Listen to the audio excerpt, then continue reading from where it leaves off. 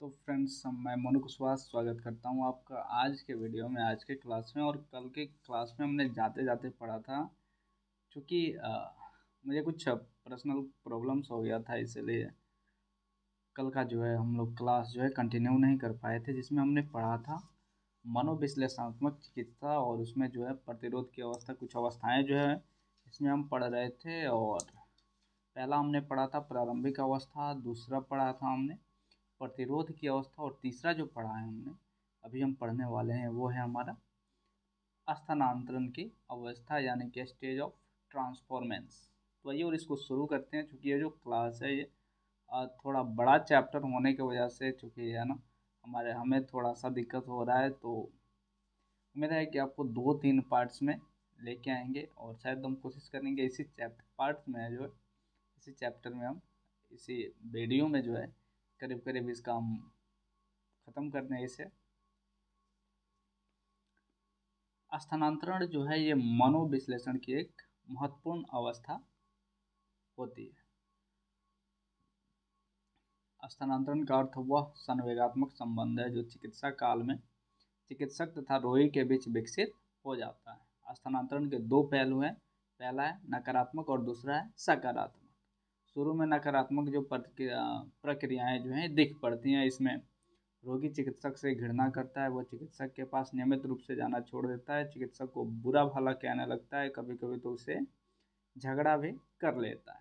तो ऐसी स्थिति जो है प्राथमिक अवस्था में, यानी जो नकारात्मक अवस्था, जो नेगेटिव स्टेज है, इसमें देखने को मिलती है।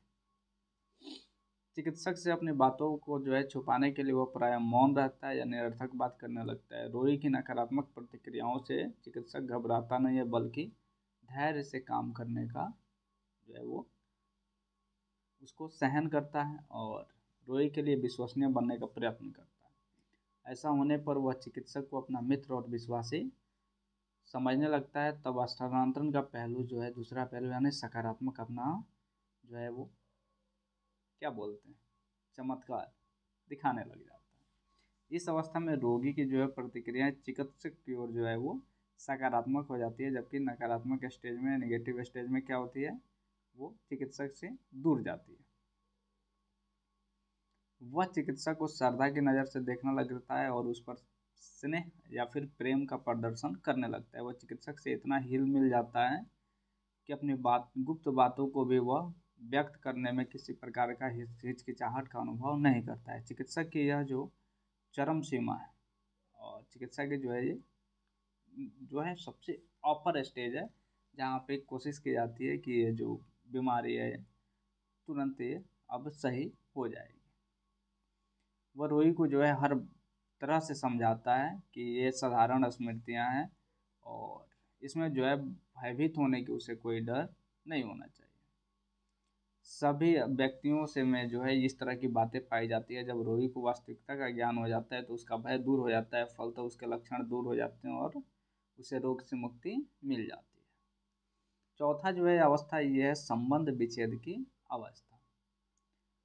रोगी और चिकित्सक के बीच, जैसा कि पहले ही हमने पिछले जो कल का जो वीडियो था उसमें हमने वर्णन कर लिया था कि गहरा संबंध जो है स्थापित हो जाता है। इससे जो है लाभ उठाकर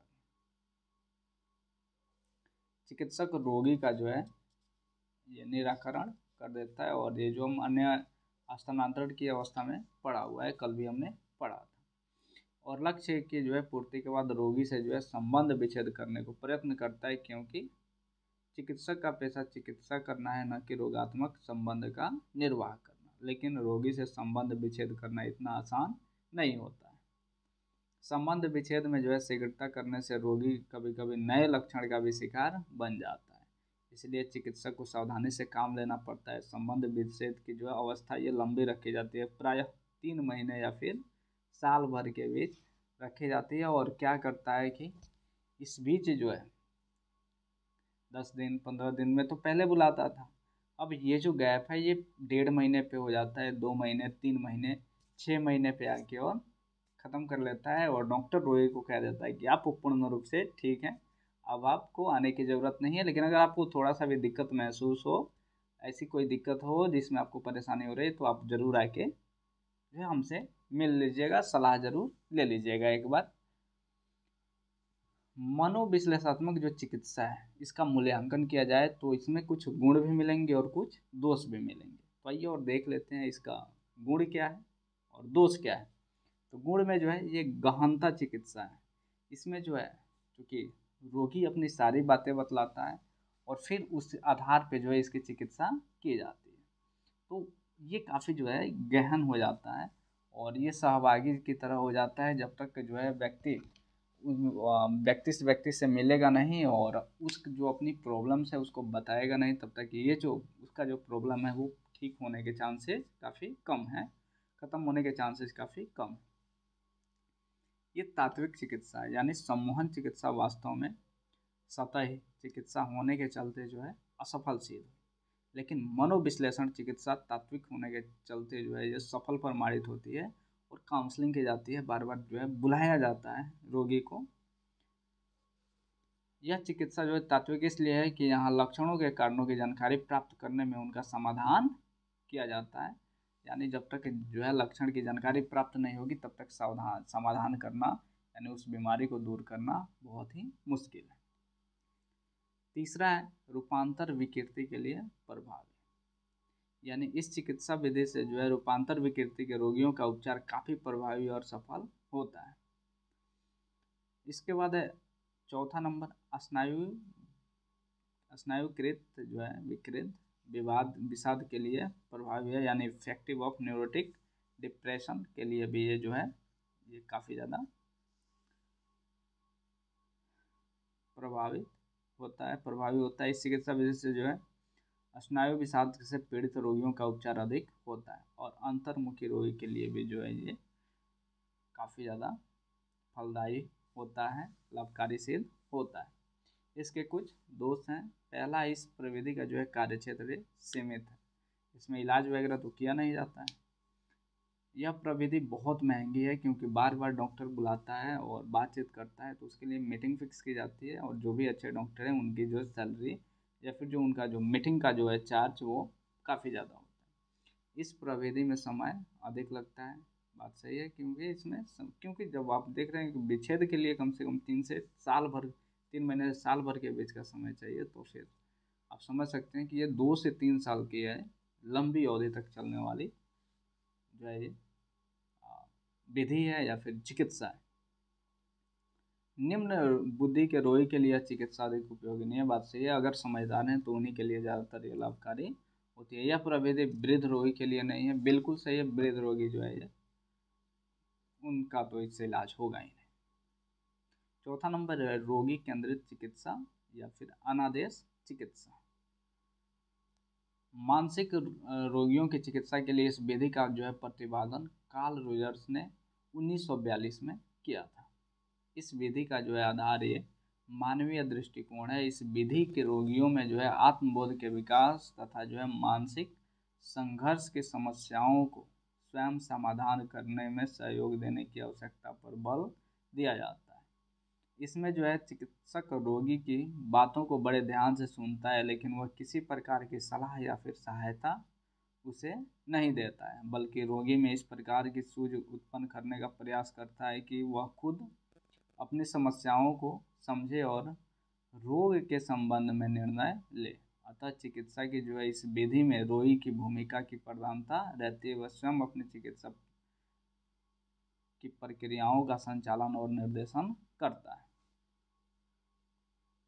चिकित्सा के कुछ जो है वो अवस्थाएं हैं और वो जो अवस्थाएं हैं आइए और उनके बारे में हम देखते हैं कि चिकित्सा की क्या क्या अवस्थाएं होती हैं। पहला जो है रोगी का खुद अपनी सहायता के लिए आना। जब खुद अपनी सहायता के लिए आना, उससे पता चलता है कि मैं किसी विकृति से पीड़ित हूँ, तो भाई मुझे चलना चाहिए, डॉक्टर को दिखाना चाहिए, शायद वहाँ पे इलाज हो। तो जब वहाँ पे जाता है तो फिर पहली तो कड़ी यहीं पे सफल हो जाती है कि रोगी खुद जो है वो आपके पास आया है, तो फिर इलाज करने में काफ़ी ज़्यादा आसान हो जाता है। दूसरा है भावनाओं की अभिव्यक्ति। जब रोगी चिकित्सक के पास आता है तो चिकित्सक उसके साथ सहानुभूतिपूर्ण व्यवहार करता है और एक प्रकार के अनुकूल वातावरण का निर्माण करता है, जिससे रोगी अपनी भावनाओं को व्यक्त करने के लिए खुद प्रोत्साहित होता है। उसको कहीं और से प्रोत्साहन करने की ज़रूरत नहीं होती है, मोटिवेट करने की ज़रूरत नहीं होती। इसके फलस्वरूप रोगी के जो है अचेतन मन में दमित घृणा, विरोध और अन्य अवांछित भावनाओं को चेतन में जाने का मौका मिलता है। अब रोगी जो है इन भावनाओं को समझने का प्रयास करता है और समझ जाने पर रोग से मुक्त हो जाता है। अतः चिकित्सक का काम रोगी को प्रोत्साहित करना होता है, जिससे रोगी अपनी दबित हुई भावनाओं को उजागर कर सके। तीसरा नंबर है रोगी में अंतर्दृष्टि का विकास। अंतर्निर्देशित जो है चिकित्सा विधि में चिकित्सक चिकित्सा के दौरान स्वयं सक्रिय रूप से भाग नहीं लेता है, बल्कि रोगी खुद ही अपनी समस्याओं से संबंधित इच्छाओं, भावनाओं, विचारों, संवेगों आदि को अभिव्यक्त करता है। ऐसा करने से वह अपनी अच्छाइयों और बुराइयों को स्वीकार करने लगता है। इसके फलस्वरूप उसमें अपनी कठिनाइयों या समस्याओं के संबंध में अंतर्दृष्टि उत्पन्न हो जाती है, जिसके कारण उसे वास्तविकता का ज्ञान हो जाता है। इस प्रकार वह अपने संवेगों को जानकर वातावरण में सफलतापूर्वक समायोजन का प्रयास करने लगता है। चौथा है सही कार्यों को अपनाना। जब रोगी अपनी कठिनाइयों और समस्याओं का जो है उसे सही ज्ञान हो जाता है, तो यह तय कर लेता है कि किस कार्य को करें और किस काम को छोड़ दें। रोगी जो है खुद अपने समायोजन के लिए सही रास्ता खोजता है और उसमें सफलता की भावना का उदय होता है। चिकित्सा विधि का समापन कैसे किया जाए भैया? तो जैसे जैसे रोगी में जो है सफलता का भावना का उदय होता है, वो समझने लगता है कि अब उसे किसी अन्य व्यक्ति की सहायता की जरूरत नहीं है और वह अपने उपचार की जो है समाप्ति का प्रयास करता है। इसका जो मूल्यांकन आइए देखते हैं। साधारण व्यक्तित्व विकृतियों के लिए ये सफल होगा, बिल्कुल सफल होगा। और सेवार्थी भाव से चूंकि लोग आते हैं इसीलिए वो सफल हो भी जाता है। कुछ समायोजित व्यवहार के लिए सफल, समायोजन अच्छा नहीं है तो फिर डॉक्टर को दिखाने के बाद वो चीज़ें सही हो भी जाती हैं। तीव्र बुद्धि के लोगों के लिए सफल, बिल्कुल बात सही है। अगर लोग तेज दिमाग के हैं तो फिर तुरंत जो है वो एक्टिव होते हैं और वो बीमारी जो है वो सही हो जाती है। क्षेत्र स्वतंत्र रोगियों के लिए सफल, बिल्कुल सही है। जो लोग किसी क्षेत्र से स्वतंत्र हैं तो उनके लिए जो है ये जो रोग है ये काफ़ी ज़्यादा जल्दी ठीक जो है ये लाभदायक होता है और जो रोगी हैं वो उसके सही होने का जो है बहुत चांसेस जो हैं वो ज़्यादा हो जाते हैं। बहिर्मुखी रोगों के लिए उपयुक्त, बहिर्मुखी मतलब बाहर जो लोग बाहर मिलते हैं तो उनके लिए काफ़ी ज़्यादा है और वो जल्दी ही रिकवर हो जाते हैं बीमारी से। इस दोष की जो है कुछ सीमाएं हैं, आइए और देख लेते हैं। गंभीर मानसिक विकृतियों के लिए असफल, सीधी सी बात है भाई। और दूसरा है मंद बुद्धि लोगों के लिए असफल, क्योंकि उनके पास समझ होती नहीं है। तीसरा है क्षेत्र आश्रित लोगों के लिए असफल, क्योंकि वो किसी न किसी काम पे डिपेंडेंट है तो फिर वहाँ पे ठीक होना थोड़ा सा मुश्किल हो जाता है, क्योंकि वो वैसे वातावरण से जुड़े होते हैं जहाँ पे थोड़ा सा मुश्किल होता है। चौथा है अंतर्मुखी लोगों के लिए अनुपयुक्त, तो वो अपनी बातें किसी को बताएंगे नहीं, अकेले रहना पसंद करते हैं तो फिर वहाँ पे होना मुश्किल हो जाता है। कार्य प्रणाली की कठिनता, बात सही है भाई। बहुत सारे लोग हैं जो हार्ड वर्क करते हैं तो थोड़ा सा दिक्कत उनके लिए हो जाएगा। इसके बाद हम थोड़ा सा जान लेते हैं निर्देशात्मक चिकित्सा और अनिर्देशात्मक चिकित्सा के बीच क्या अंतर है, चूंकि ये VVI क्वेश्चन होने के चलते बहुत ही ज़्यादा जरूरी है। तो निर्देशादेश चिकित्सा का जो है प्रतिपादन सिगमंड फ्रायड ने 1911 में किया था, जबकि अनादेश का जो चिकित्सा है इसका जो है रोजर्स ने 1942 में अमेरिका में प्रतिपादित किया और दोनों के बीच करीब करीब 11-42-30 सालों का अंतर, 31 सालों का अंतर है। दूसरा है आदेश चिकित्सा की प्रणाली में जो है 8 अवस्थाएं होती है। पहला है साक्षात्कार, दूसरा है स्वतंत्र सहचार्य, तीसरा है भूलोग एवं सपनों का विश्लेषण, चौथा है प्रतिरोध, पांचवा है स्थानांतरण, छठा है ट्रांसफॉर्मेंस, सातवां छठा जो है ये है अहम एवं पुनः संचरण का पुनर्निरीक्षण यानी restructuring and reduction of ego, 7वां नंबर है समापन। इसके विपरीत जो है आदेशात्मक, जो अनादेश चिकित्सा के जो है 5 लक्षण है। पहला है साक्षात्कार, दूसरा है भाव एवं संवेगों की अभिव्यक्ति, तीसरा है सूझ का विकास, चौथा है सकारात्मक चरण पॉजिटिव स्टेप्स, पांचवा है संबंध विच्छेद। अनादेश चिकित्सा में जो है तीसरा नंबर, अनादेश चिकित्सा में चिकित्सक अधिक सक्रिय रहता है और रोगी अधिक निष्क्रिय रहता है, जबकि आदेश चिकित्सा में क्या है, रोगी ज़्यादा सक्रिय होता है और चिकित्सक जो है वो केवल इंफॉर्मेशन देता है, डायरेक्शन देता है। चौथा नंबर है आदेश चिकित्सा इस धारणा पर आधारित है कि लक्षणों के अवचेतन कारणों की जानकारी आवश्यक है, लेकिन जो है अनादेश चिकित्सा इस विश्वास पर आधारित है कि अचेतन के संघटकों को जो है कुरेदना आवश्यक नहीं है। इसके बाद है आदेश चिकित्सा में जो है रोगी को अतीत और वर्तमान की अनुभूतियों का विश्लेषण आवश्यक होता है, लेकिन अनादेश चिकित्सा का संबंध रोगी के वर्तमान अनुभवों से होता है। यहाँ रोगी के अतीत के जीवन में छिपे कारणों को खोजना कोई महत्व नहीं रखता है। पांचवा नंबर है व्यवहार चिकित्सा। व्यवहार चिकित्सा मनोचिकित्सा का जो है 5वां नंबर या फिर 5वां प्रकार है। व्यवहार परिमार्जन चिकित्सा विधि अपने आप में कोई अकेली विधि नहीं है। व्यवहार तो बात सही है भाई, वो व्यवहार के ही ऊपर डिपेंड करता है। मानसिक रोग की चिकित्सा की यह एक ऐसी विधि है जिसमें सीखने की क्रिया से संबंधित प्रयासों द्वारा प्रतिपादित सिद्धांतों के तथा नियमों पर कई प्रविधियों को सम्मिलित किया जाता है। वास्तव में ये प्रविधियां व्यवहारवाद की देन होती हैं।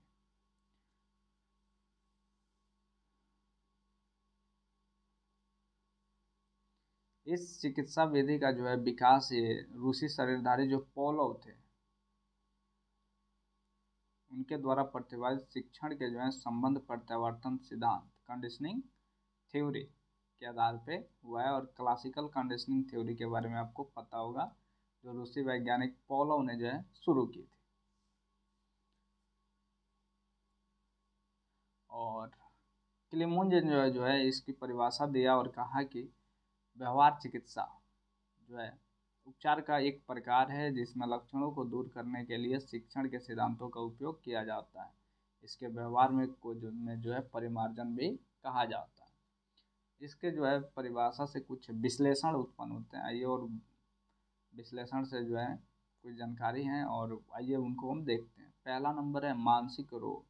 वास्तव में शारीरिक रोग जैसा कोई रोग नहीं है, बल्कि यह दोषपूर्ण शिक्षण प्रक्रिया के फलस्वरूप उत्पन्न होता है।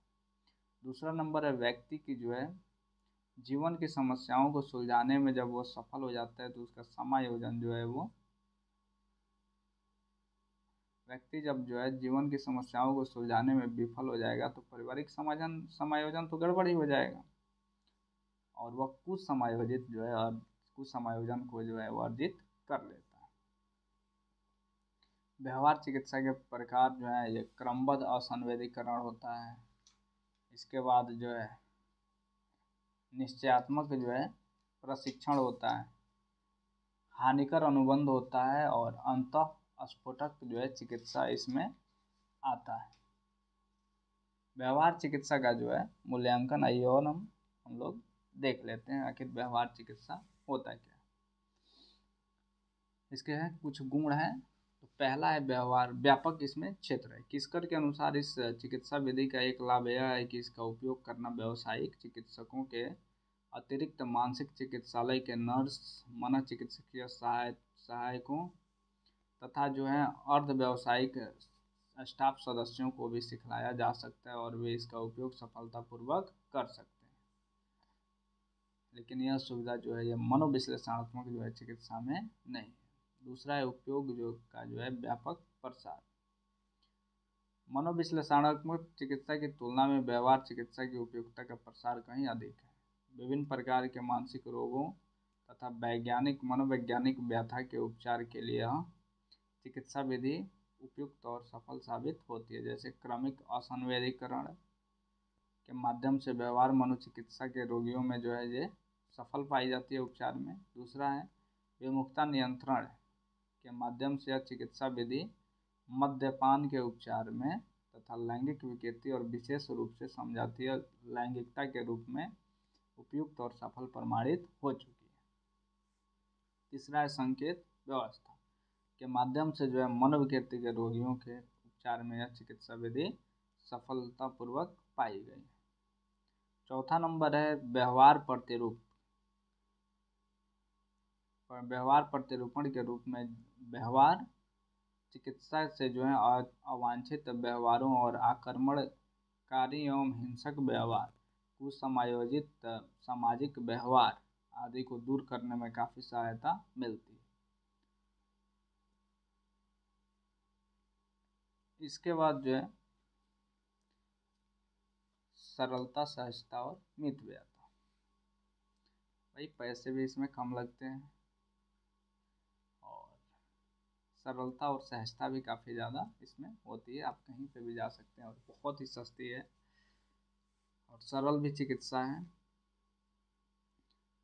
इसके कुछ अवगुण भी हैं, जिसमें ये सतही चिकित्सा होने के चलते जो है ज़्यादा उपयोग नहीं लाई जाती है, लेकिन फिर भी इसका इस्तेमाल किया जाता है विद्युत में।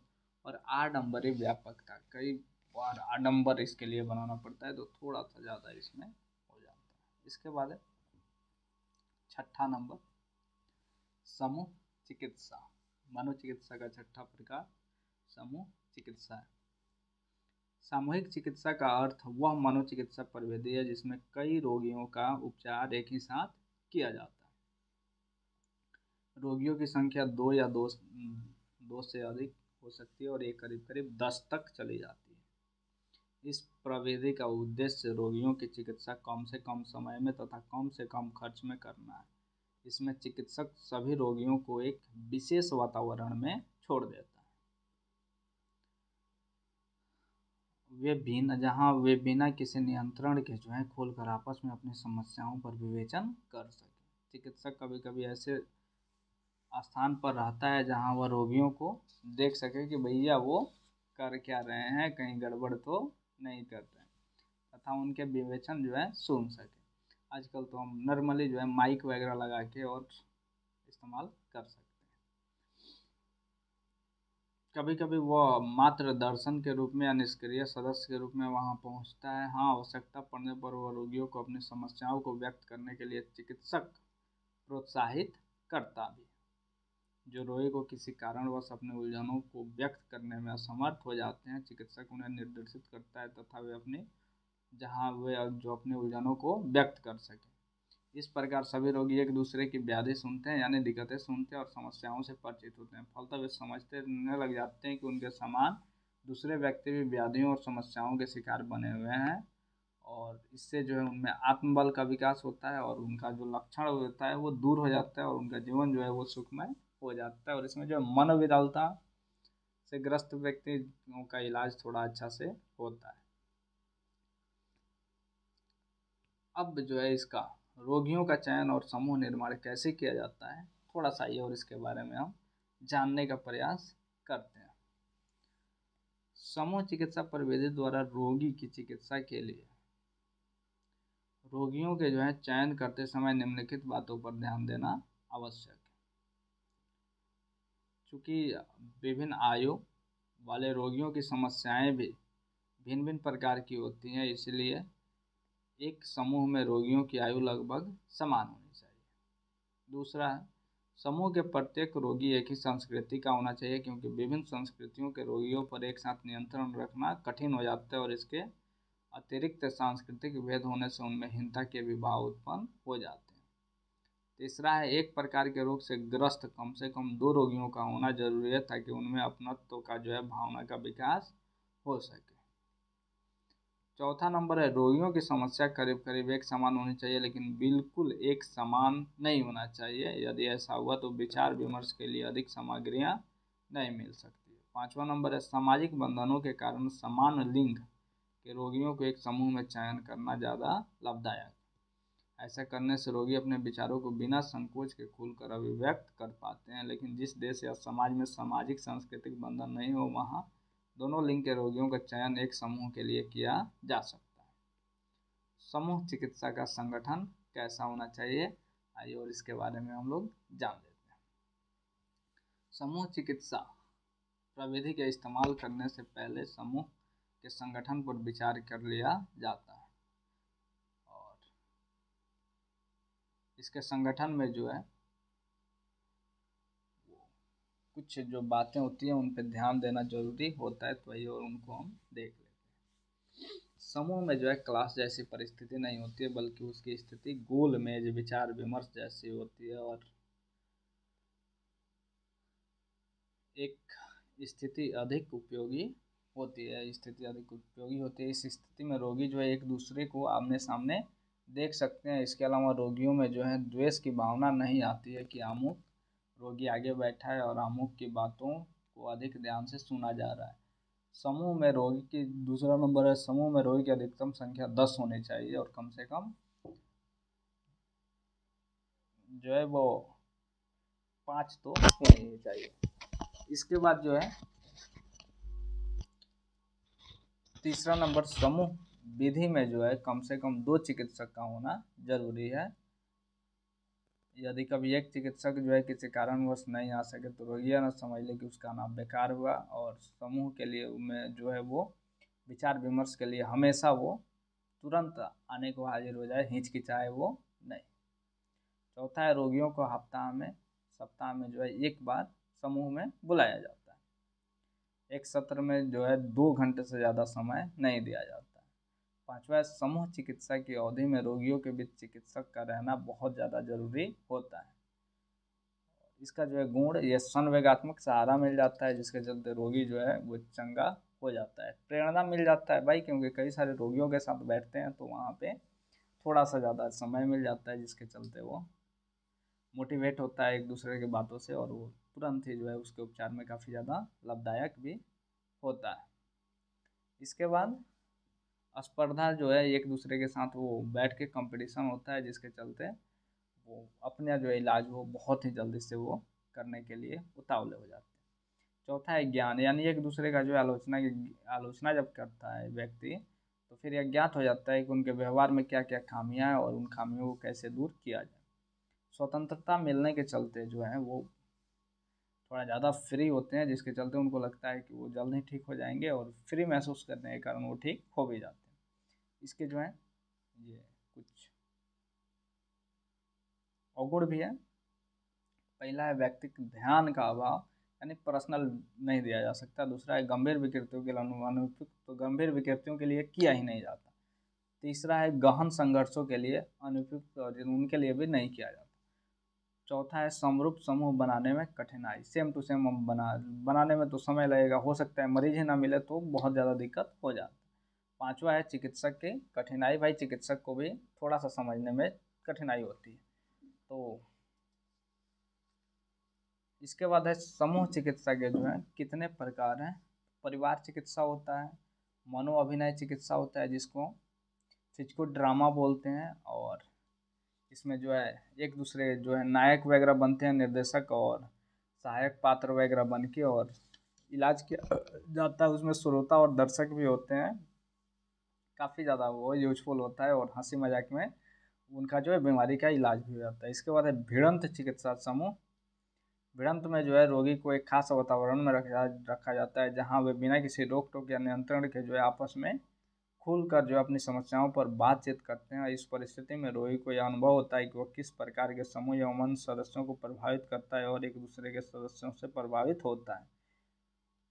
इसमें एक दूसरे से मुठभेड़ की स्थिति रहती है। इस परिस्थिति में चिकित्सक जो है प्रायः रोगियों पर नज़र से ओझल रहने की कोशिश करता है, लेकिन उनकी गतिविधियों पर अलग से ही नज़र रखता है और ज़रूरत पड़ने पर रोगियों को अपनी समस्याओं को अभिव्यक्त करने में सहायता करता है। इस प्रकार की सामूहिक मिलन में रोगी के अन्य रोगियों से असली रूप में मिलता है, जहाँ जो है कई तरह की क्रियाएं होती है जैसे खेल, मालिश, शारीरिक व्यायाम, नंगा मिलन, प्रभुत्व, दर्शन, चेतना का विकास के लिए प्रशिक्षण, जीवन नियोजन इत्यादि, और बीमारी जो है तुरंत ठीक हो जाती है। चौथा है व्यवसाय चिकित्सा। पांचवा है सामुदायिक चिकित्सा।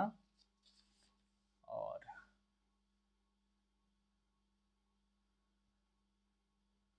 इसके बाद जो है खेल चिकित्सा भी इसमें इस्तेमाल किया जाता है। और जैविक चिकित्सा और शारीरिक या रासायनिक चिकित्सा का भी जो है उपयोग किया जाता है।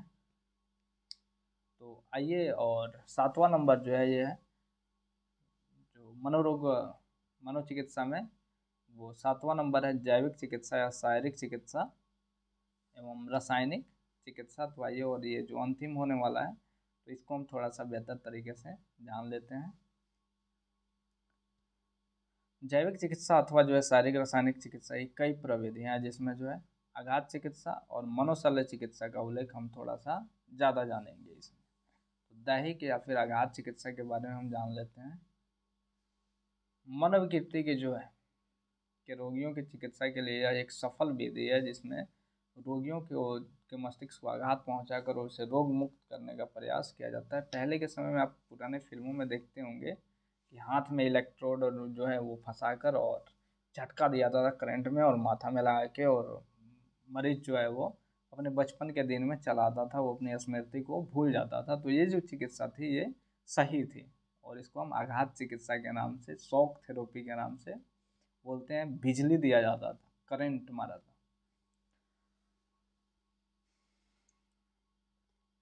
आघात के कारण रोगी की गत अनुभूतियां जो है वो निर्बल हो जाती है, और उसकी जो है प्रवृत्तियां कमजोर हो जाती है। फलतः रोगी जो है मानसिक तनाव कम हो जाता है और वह शांति का अनुभव करने लग जाता है। प्रारंभ में लोगों को विश्वास था कि असामान्यता के कारण जो है भूत पिशाच है, और ऐसी दिक्कतें होती थी। इसका जो है आघात चिकित्सा के मुख्य 3 प्रकार है। पहला है इंसुलिन आघात चिकित्सा, और इसको है शकेल ने जो है ये 1932 में सर्वप्रथम इस प्रविधि को प्रचालित किया था।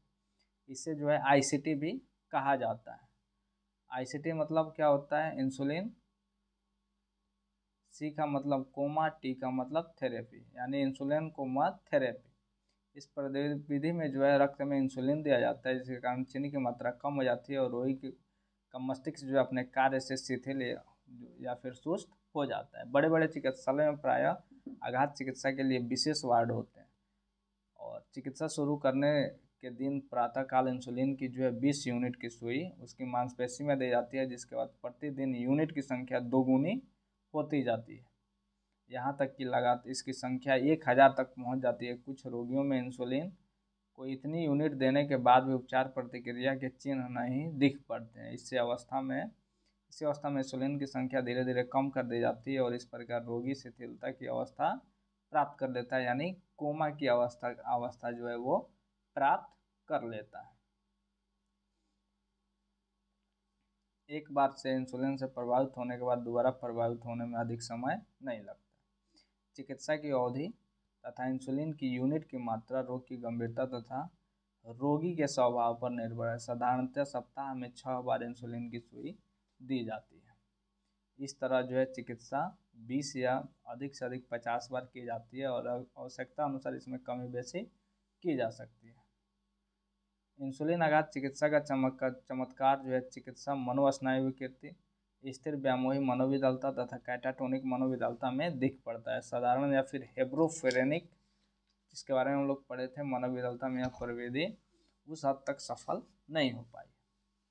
दूसरा नंबर है मेट्राजोल चिकित्सा, यानी मेट्राजोल चिकित्सा के बारे में कहा जाता है।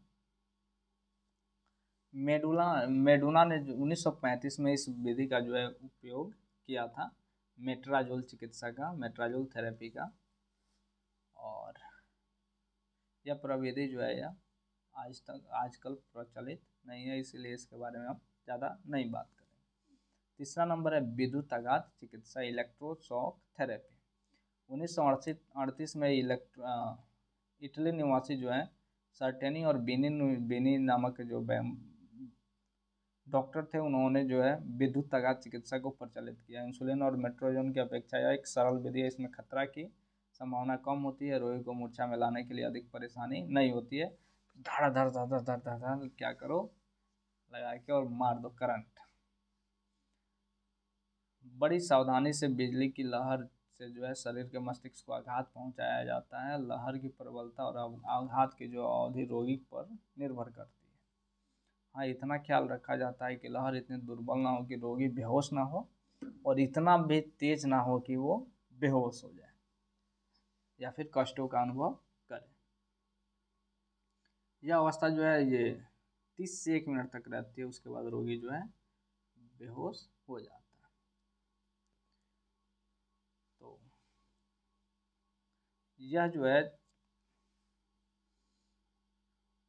ये उत्साह, विषाद मनोविकृति तथा जो है कैटाटोनिक मनोविदलता की जो है चिकित्सा में यह विधि बहुत हद तक सफल है, लेकिन चिंता मनोस्नायु विकृति, उन्माद और बाध्यताओं के उपचार में यह सिद्ध नहीं हुई। इसके बाद मनोशल्य चिकित्सा के बारे में हम जानेंगे।